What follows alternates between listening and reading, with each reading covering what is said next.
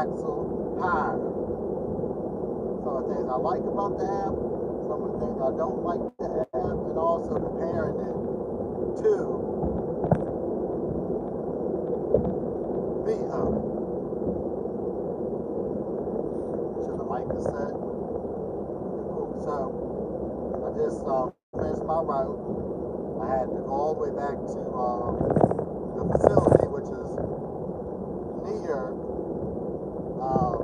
that toxic waste dump.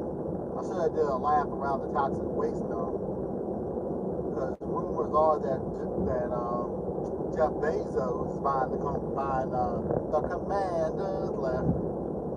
Left hands up. The Commanders, which means that they're moving to Virginia. I'll hopefully be gone by the time they move. But anyway, so I'm on my way to pick up the stinking New York Giant fan. So we go on his channel later today and do a podcast on his channel later today. His channel. So we're gonna go check do that today as well. But on the stinking sports entertainment, link will be in the description down below. So I'm on my way to go pick him up. And I thought I'd share my experience doing AxleHire for the first time. Now, it's a great app to work. I felt like when I went to the facility that they know me forever. The way they greeted me first name, last name basis, asked for my ID. The way you load the stuff there is that you back up to the door, the bay door, and they put all the packages on the bay, and you scan the package and you load your vehicle, all the packages. So not too bad. I mean, for the first route, you get $15 bonus plus the route, and you potentially get tips. Now I got paid for the first route, and the thing I like about AxleHire versus Veho, in the app for that week, you get to see how much you get paid for that week in real time. So when you finish your route, it shows how much you got paid, all the way up until payday, when they put the money into your account. Now the difference between that and Veho is you don't get to see any numbers in the app. Once you finish that day, they don't show you nothing on the app about your pay. But back to AxleHire. So AxleHire, I like the app. It's a shame that's all the way at the toxic waste dump. I'm just leaving it there because I have to return the package. And send all the information to the people on the app so they have a record that I returned the package, so that I can get paid for the route. Now, it's worth me doing routes all the way up here because, or picking up all the way from here, if I'm taking stuff close to home. If I'm close to home, it's okay for me to drive up here. And total today, I made $131 today just for doing that route. Now today, I only would have made $100 and make up for what I missed yesterday. I did that today and then some. I'll have a video out hopefully by Monday or Tuesday, doing it right along the way I did Friday.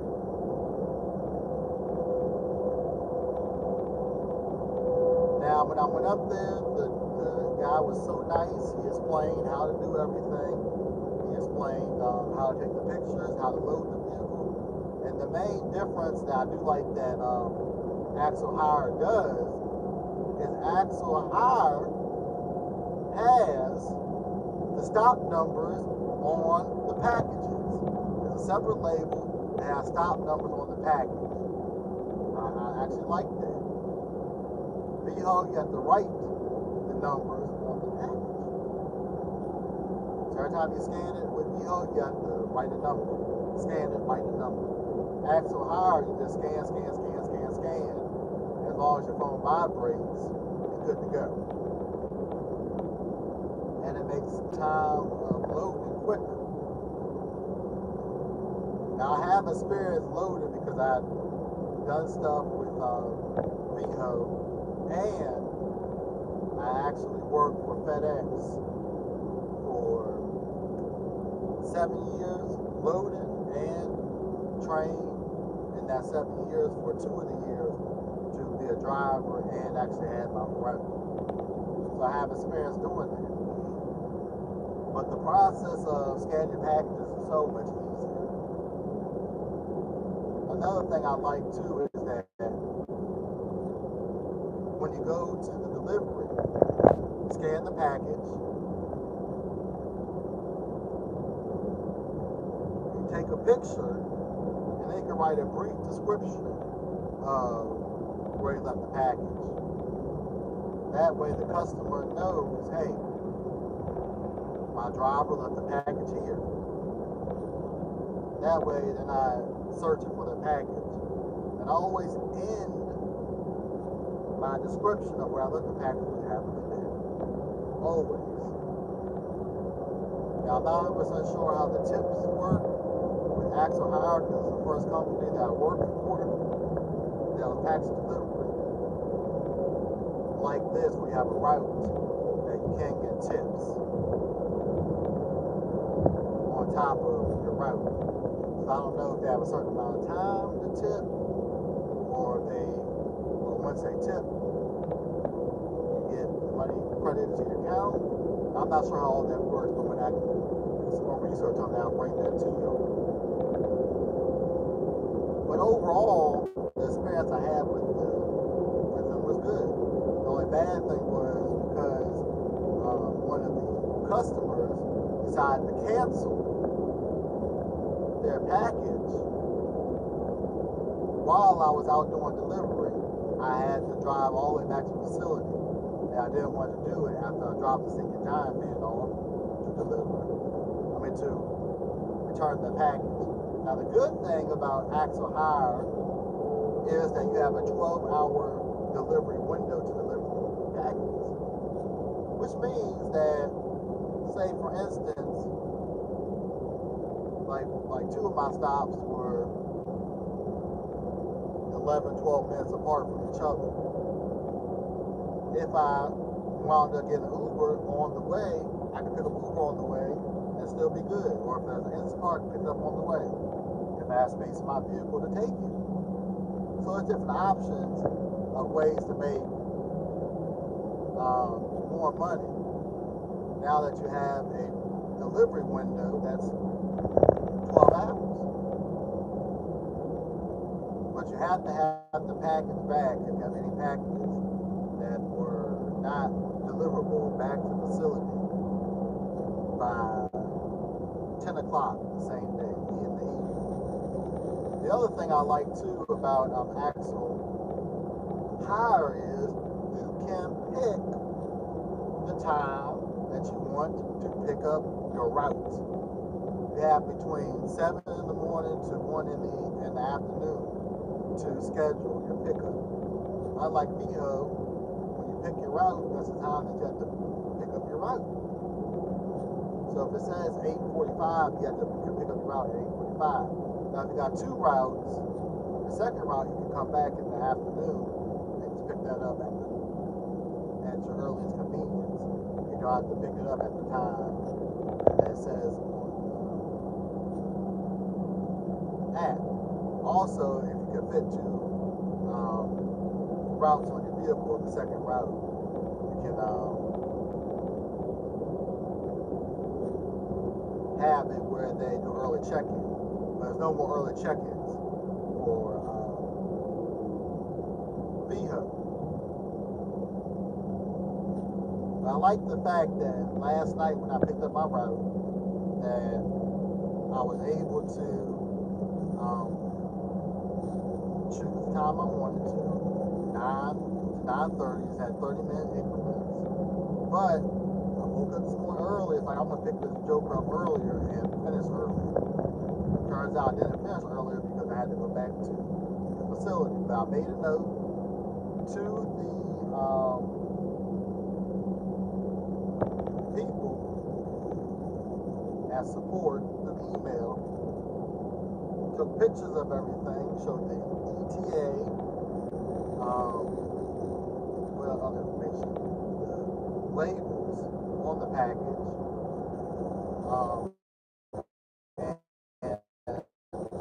and also some pictures of me returning the package to the facility to see if I get extra compensation on the route. I mean, if they're gonna give me $20 extra compensation on this route for the extra time that it's taken me to complete this route, because you can't get paid until all packages are returned to the facility the same day. That's just facts. So with all that said, and before I get into my final thoughts on AxleHire, also too, with AxleHire, if you can't get into an apartment, or you can't get through a gate because a customer forgot to include some information to get into the apartment, or get into the gate, or just can't find their residence, AxleHire wants you to call the customer no more than twice, get in touch with support, and you click a button on the app, letting them know that you couldn't get in touch with the customer, and support couldn't get in touch with the customer. And then you just put the package to the side and to bring it back to the facility. But with all that said, is it worth signing up for AxleHire? Yes, it's worth signing up for the app. If I see routes that are close to home, I'm taking those routes, that route. I got paid really good for my route. Now, the amount that I got paid is unusual because I got a $15 bonus for my first route. But for 5 hours of work, $116, I'll take that all day long for 5 hours worth of work.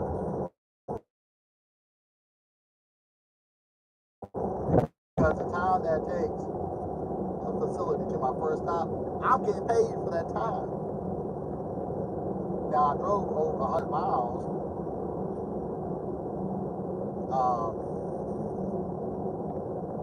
from the facility,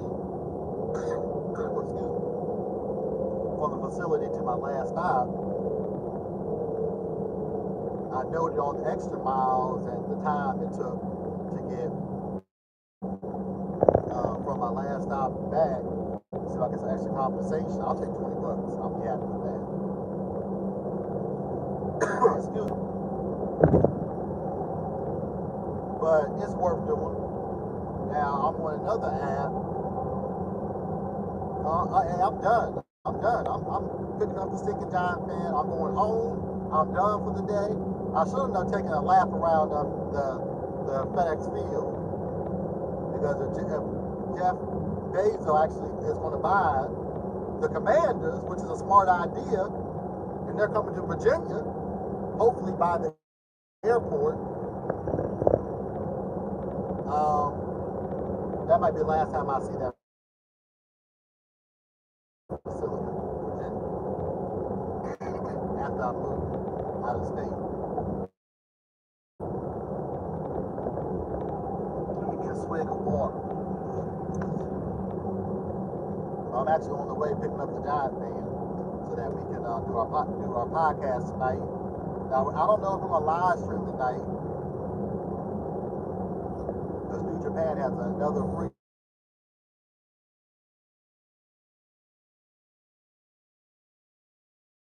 live stream that tonight or not. It depends on what we feel like doing. But we're definitely on a podcast tonight and possibly a video on my channel. that's the plan for his channel and my second channel. All the links. It's not going to be time. We're just going to we'll probably premiere tomorrow at 6, like we did the last couple of ones we did that weren't live streams. I'm not 100% sure if we're going to do anything for the New Japan show. It's only 4 matches for an hour, so it's not like we're going to be live streaming for that long. If we do end up deciding to do a live stream. Now, I want to premiere a new episode on my page, my second page, MAF GigEcon. That's going to be MAF Action .0, the letter O, called What the F Did I Just See? Wrestling Highlights. So anything crazy that's wrestling related, I want to start this series talking about that, or more so reacting to that on my second channel. So you may do a video on that, and also too, we may also do a second video on the Sinking Giants fan page on top of the podcast. We may do a second podcast talking about The Rock versus Triple H in the ladder match that they did on the Young Rock show that the Sinking Giants fan has showed me. And there's a character that's a little Easter egg on there. But Chad Frost, it's season 3, episode 8. And if you have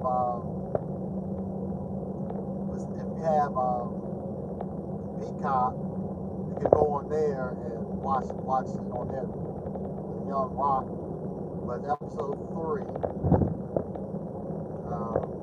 No, excuse me. It's season 3, episode 8 of his show, and they talk about this character, Chad Frost, and we'll probably talk about on the second episode of the podcast, talking about that character. So we got a lot going on, coming soon to those channels. But back to the reason why I did this live. AxleHire, if it's in your market, I would say sign up for the app. Veho, if it's in your market, sign up for the app. They both serve their purposes. The main difference is on AxleHire, you can actually get tips. Now, the other thing I like too about Veho is if you have adjustments on your route because it took extra time or for any reason, just go to the this link, put all the information you need, and within 10 days you'll get compensation for your route. And every single time I applied to get compensation on my route, I got paid on Veho. But what's up, DJ? But yeah, so AxleHire is worth doing. Like I said, when I was there, I felt like I was part of the company. Unlike Veho, because Veho, they're turning over their the people that work there. And you had this young lady that was there, which got on my nerves. I get it. They need to see your driver's license and the information on your route to make sure that, hey, this is the person that's picking up the route that signed up for the route, and not somebody picking up the route for them. That's cool. But the way that the young lady went about it was just so rude. Talking about, can I see your ID? And what's the name on your route? Just being bougie. When I went to AxleHire, the gentleman who was working there said, Michael Holmes, how you Is this your first time here? And then he went through explaining how to scan everything after taking my ID and confirming that I was who I said I was. Explaining how to scan the app. I mean, scan on the app all the packages. How to load my vehicle. Explaining to me that all the stop numbers are on a separate label on the box. So I didn't have to write anything on there like Veho. They showed me they explained once I get to the customer's residence how to take a picture for the app and the process I need to go through to complete the delivery. And I thought the way I was treated at AxleHire, the experience I had was so much better. The other thing too is instead of going inside the warehouse, you load up at the bay door, which is so much better because now when I finish loading my vehicle, I can leave. And as I was loading my vehicle, the gentleman asked me, "Are you good? Is there anything I can help you with?" I didn't have to search out for anybody. The only bad thing is that a customer decided that they wanted to cancel a package, cancel their delivery while I was out doing a delivery. But it's not the end of the world. I might get compensation for that package. I don't know. I made a claim. If they want to compensate me my time, what they deem is fair, I'll take it. But I can't complain. You have a 12-hour delivery window to deliver all your packages. So long as you get all your packages delivered in 12 hours, you're good. I don't recommend taking 12 hours to deliver all your packages. But if you are in a situation where you may want to take some other orders, if you got room in your vehicle and you want to take DoorDash, an Uber, Grubhub, Roadie, Instacart, and any of these other apps, will take deliveries on the apps, you can certainly do that.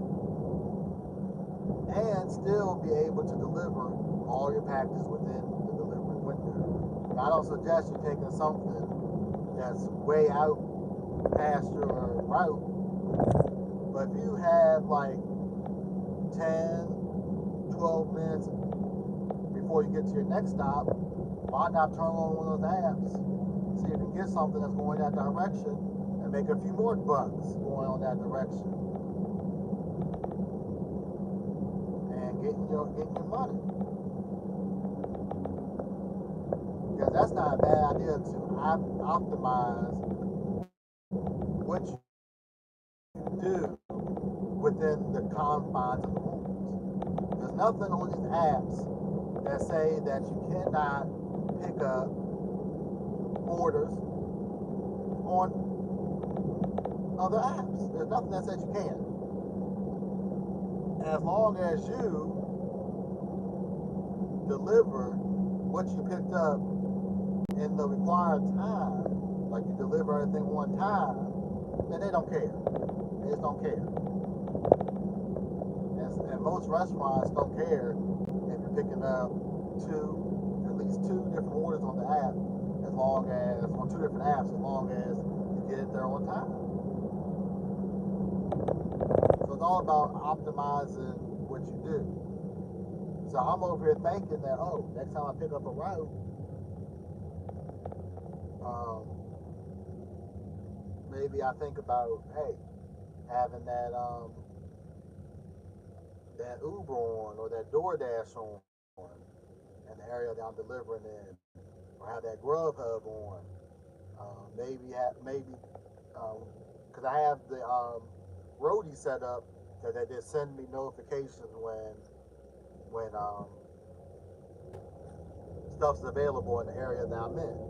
So maybe I might mess around and get a Roadie that can fit on my vehicle with the packages I have, and I can go deliver that and make even more money on top of that. And that's what you have to think about these days, because it's not like when the pandemic was around and you can go on one app and make all your money. You can't do that anymore. It's all about being on multiple apps, taking advantage of what you can, and making your money. That's just how gig work works these days. The more apps you're on, the more opportunities you're going to have to make more money. And that's just facts.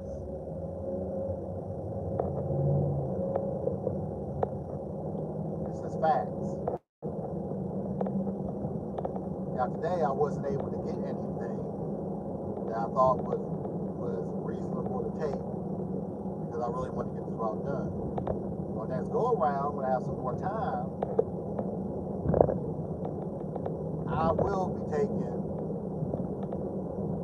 stuff on other apps now that I know that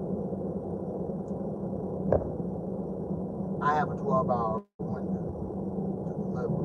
Also, too, in the community tab, I'll post it later, because somebody in one of my comments asked about how much packages can I fit in my vehicle, or the volume I can fit in my vehicle. I saw a chart on AxleHire that I screenshot that I'm going to put in the community tab. So anybody who has any questions on how many packages or the range of packages you can fit in the particular size of vehicle that you have. So I will be posting that there probably either today or tomorrow on there. And also I got another video coming out on this channel, hopefully soon, and talking about the process of yesterday. Now the good thing is I'm only 50 hours away from my weekly goal, which means tomorrow I can be picky. I don't have to work because I'm close to my goal for the week. But if I wanted to, in a couple of hours, maybe I can make my goal. So if you're looking for a new app to sign up for and to have it in your market, AxleHire is a great app to sign up for. It only took me a week and I got on. A week. Veho is not a bad app either. I think it's more of my experience is more based on that facility. But it's not a bad app to sign up for either. The only drawback is you don't get tips. You don't have any opportunities to get tips.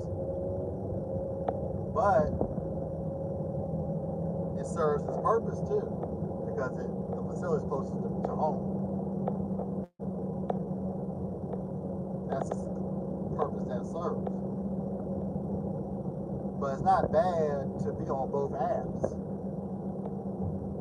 because I know Sunday and Monday I can always get routes with Veho. The drawback on AxleHire is they say be on the app at 5 o'clock, but my experience is that routes don't come out at 5. They may come out at 5:45. They may come out 7, 8. That's why I have to be a hawk on that app and just keep checking it periodically until the routes come out and pick the one and see that you can do. Veho at 7 o'clock every day, consistently, they put out the routes. Now, the price that you see on there, 9 times out of 10 on Veho is what you get paid. On AxleHire, it's a range. I think the range was before the bonus and the tips. If I do get any tips, I believe it was $87.50 to $122, if I I got all the packages and we're able to deliver them, which is not bad for getting packages and delivering them close to home. And the other benefit too is the drive time. From the facility to my first stop, I'm getting that time is included with my pay. On top of that, so the actual delivery time was actually less because of that, because of the drive time, facility to my first stop. So, as I stated earlier, I would recommend anybody who's looking for a delivery app and to have it in your area, like doing routes, to do AxleHire. Definitely pick up AxleHire or Veho. They're both good apps to work. Because I know that between the two apps, you're averaging $20 to $27 an hour. If you're just doing the deliveries that are being done. $20 to $27 an hour. You're averaging on that app. Now, yes, on delivery apps, if you find good deliveries, you could probably do more per hour. But with both apps, you're guaranteed $20 to $26 an hour. In my market is what the guarantee is. You're not searching for that. You just know that, okay, I pick up this route, I'm making $20 to $27 an hour, and I'm good. So sign up for those apps, and we'll have more information on GOMO, GOMO, as soon as I pass the background check, because they got some good stuff on there too. Now it's a package food delivery service, so it's a new app.